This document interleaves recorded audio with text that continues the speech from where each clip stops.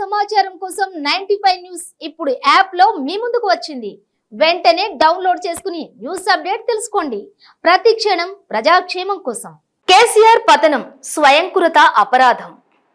ఉమ్మడి ఆంధ్రప్రదేశ్ రాష్ట్రం నుంచి విడువది ప్రత్యేక తెలంగాణగా రాష్ట్రంగా తెలంగాణ ప్రాంతం 2014లో ఆవిర్భవించిన సంగతి అందరికీ తెలిసిన విషయమే.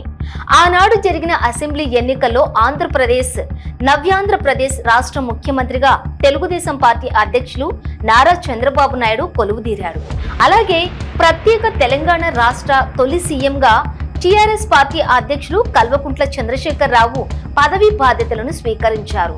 ఇదండి 10 ఏళ్ల క్రితం ఉమ్మడి ఆంధ్రప్రదేశ్ రాజకీయ చరిత్ర. తానే తెలంగాణ ప్రత్యేక రాష్ట్రం తెచ్చానని, అందుకోసం ప్రాణత్యాగానికి సిద్ధపడ్డానని కేసీఆర్ ఊతపదంగా మార్చుకున్నారు.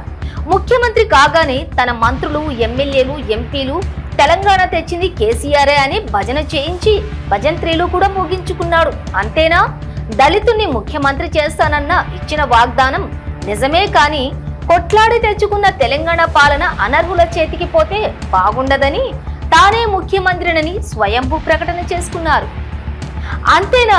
తన కనుసన్నల్లోనే అని అనవచ్చు, లేదా తన కనుగోటితోనే కేసీఆర్ తెలంగాణ రాష్ట్రాన్ని దాదాపు 10 ఏళ్లు పరిపాలించారు. ముచ్చటగా మూడోసారి కూడా ముఖ్యమంత్రి అవుతానని కేసీఆర్ ప్రగాఢ విశ్వాసంతో గత ఏడాది నవంబర్లో జరిగిన అసెంబ్లీ ఎన్నికల బరిలోకి తన బీఆర్ఎస్ పార్టీ శ్రేణులతో కలిసి దిగారు. కేసీఆర్ అంచనాలు, వ్యూహాలు దారుణంగా దెబ్బతిన్నాయి. గజ్వేల్, కామారెడ్డి 2 అసెంబ్లీ నియోజకవర్గాల నుంచి పోటీ చేసిన ఆయన ఒక కన్ను లొట్టబోయి బతికి బట్ట కట్టినట్లు కామారెడ్డిలో ఓడిపోయి గజ్వేల్లో గెలిచి పరువు కాపాడుకున్నారు.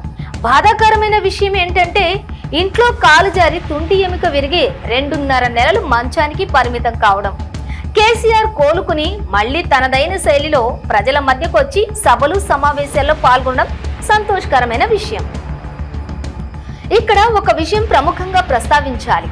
అసెంబ్లీ ఎన్నికల్లో భారత రాష్ట్ర సమితి ఓటమి పాలు కావటానికి రేవంత్ రెడ్డి నేతృత్వంలో తెలంగాణ రాష్ట్రంలో కాంగ్రెస్ ప్రభుత్వం అధికారంలోకి రావడానికి కేసీఆర్ స్వయంకృత అపరాధమే కారణమని రాజకీయ పండితులు చాలా మంది పుంఖానంగా విశ్లేషించడం గమనించదగ్గ విషయం.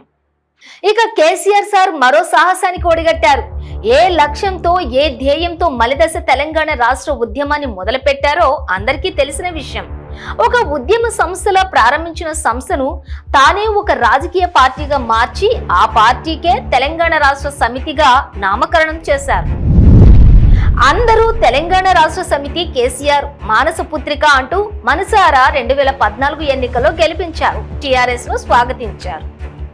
కానీ 2019 ముందస్తు అసెంబ్లీ ఎన్నికల్లో టీఆర్ఎస్ పార్టీని ఒంటి చేత్తో గెలిపించుకుని రెండోసారి కల్వకుంట్ల చంద్రశేఖరరావు ముఖ్యమంత్రి పీఠాన్ని అధిరోహించారు. కానీ కాకూడదేమో అహమో, అహంకారమో లేదా ఆత్మవిశ్వాసమో భారతదేశ రాజకీయాలను శాసించాలనుకున్నారు. తాను దేశ ప్రధానిని ఎందుకు కాకూడదు అనుకున్నారు. ఆశ్చర్యం అనుకున్నదే తదవుగా తన మానస పుత్రిక తెలంగాణ రాష్ట్ర సమితిని భారత రాష్ట్ర సమితిగా మార్చేశారు. తెలంగాణ రాష్ట్ర సమితి అనే మానస పుత్రికకు ఘోరీ కట్టేశారు. అంతేనా? భారత రాష్ట్ర సమితి జాతీయ అధ్యక్షులుగా తనకు తానే ప్రకటించుకున్నారు. కేంద్రంలో అధికారంలో ఉన్న భారతీయ జనతా పార్టీకి వ్యతిరేకంగా నానా రభస చేశారు. ప్రధాని నరేంద్ర మోడీని బద్ధ శత్రువుగా చూస్తూ రాష్ట్రానికి పలు పర్యాయాలు వచ్చిన ప్రధానిని స్వాగతించడం అటుంచి కనీసం ప్రోటోకాల్ ధర్మాన్ని కూడా పాటించకుండా జ్వరం అని ఒకసారి, అనారోగ్యం అని ఒకసారి, ఇలా స్కూల్ ఎగ్గొట్టేందుకు బడి పిల్లలు సాకులు చెప్పినట్లుగా చెప్పి సాక్షాత్తు భారత ప్రధానిని కూడా అవమానించారు కేసీఆర్ సారు. అంతేనా? కేంద్ర ప్రభుత్వానికి వ్యతిరేకంగా హర్యానా, పంజాబ్ రైతులు ఉద్యమిస్తే ఆ రైతు నాయకులను హైదరాబాద్కు పిలిపించుకొని ప్రభుత్వ లాంఛనాలతో స్వాగత సత్కారాలు చేయడం చూసి రాష్ట్ర ప్రజలే కాదు, దేశ ప్రజలందరూ ఇది విడ్డూరం అని తమ మనసులను తామే నొప్పించుకోలేదా? అంతేనా? కేసీఆర్ సార్ పంజాబ్ రాష్ట్రానికి వెళ్లి తెలంగాణ రాష్ట్ర ప్రభుత్వం తరఫున కోట్లాది రూపాయలను వితరణగా పంచలేదా? ఇదిలా ఉంటే ఢిల్లీ వెళ్లి ఆ రాష్ట్ర ముఖ్యమంత్రి కేజ్రీవాల్ ను కలిశారు. అలాగే పశ్చిమ బెంగాల్ సీఎం మమతా బెనర్జీని కలిశారు. పనిలో పనిగా బీహార్ వెళ్లి మాజీ ముఖ్యమంత్రి లాలూ ప్రసాద్ యాదవ్ ను, ఆయన కుమారులను కూడా కలిశారు. అలాగే ఉత్తరప్రదేశ్ వెళ్లి మాజీ ముఖ్యమంత్రి స్వర్గీయ ములాయం సింగ్ యాదవ్ కుమారుడు మాజీ ముఖ్యమంత్రి అఖిలేష్ యాదవ్ ను కలిశారు. తమిళనాడు వెళ్లి కరుణానిధి కుమారుడు ముఖ్యమంత్రి స్టాలిన్ ను కలిశారు. ఇదంతా ఎందుకంటే ప్రధాని మోదీకి అధికారంలో ఉన్న బీజేపీ ప్రభుత్వానికి కేసీఆర్ చేసిన నిర్వాకం. ఎందుకంటే దేశంలోని ప్రతిపక్ష పార్టీలను ఐక్యం చేశానని, తానే ఆ కూటమికి నాయకుడినని, కాబోయే ప్రధానిని తెలంగాణ రాష్ట్రంలోని పత్రికలలోనే కాదు వివిధ రాష్ట్రాల భాషా పత్రికలలో, జాతీయ పత్రికలలో ప్రముఖంగా వేల కోట్ల డబ్బులు గుమ్మరించి మరీ ప్రచారం చేసుకున్నారు. దేశ ప్రధానిని తిట్టిన తిట్టు తిట్టకుండా తిట్టిన కేసీఆర్ హఠాత్తుగా తన తీరు మార్చేసుకున్నారు. కేంద్ర హోంశాఖ మంత్రి అమిత్ షాతో ఇతర కేంద్ర మంత్రులను కలవడానికి చాలాసార్లు ఢిల్లీ వెళ్లారు. ఎందుకంటే తన కూతురు కల్వకుంట్ల కవితను రక్షించుకునేందుకు.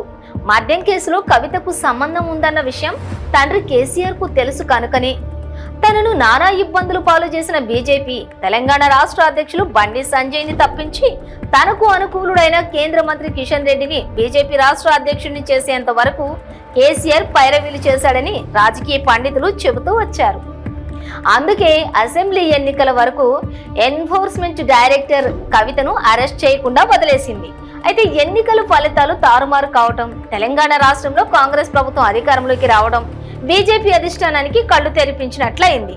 అందుకే ఈడీ విశ్వరూపం ప్రదర్శించి మాజీ సీఎం కేసీఆర్ కూతురు కవితను అరెస్ట్ చేసి జైల్లో పడేసింది. ఇదంతా కేసీఆర్ అహంకారం పతనం కావడానికి దారి తీసిన కారణాలలో కొన్ని. ఇక కాలమే నిర్ణయించాలి మరి కల్వకుంట్ల చంద్రశేఖరరావు భవిష్యత్తును, బీఆర్ఎస్ పార్టీ భవితను. జై హింద్.